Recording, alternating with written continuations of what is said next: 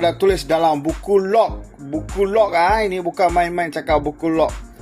Satu pemandu kena bawa bas 100 km rehat setengah jam. 1 jam bawa, iaitu 1 jam bawa, rehat setengah jam.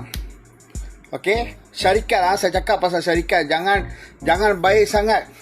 Jangan nak tunjuk you orang baik sangat syarikat semua baik sangat, jangan tunjuk ni saya cakap pasal syarikat. 1 jam bawa bas, setengah jam rehat lah. Bagilah kita orang rehat. Kenapa you orang tak mau bagi rehat? You orang bantai pukul 9 dekat Johor, ambil bas. Pukul 3 ada dekat Kuala Lumpur trip balik, patah lipat balik. Kenapa you orang bagi itu macam?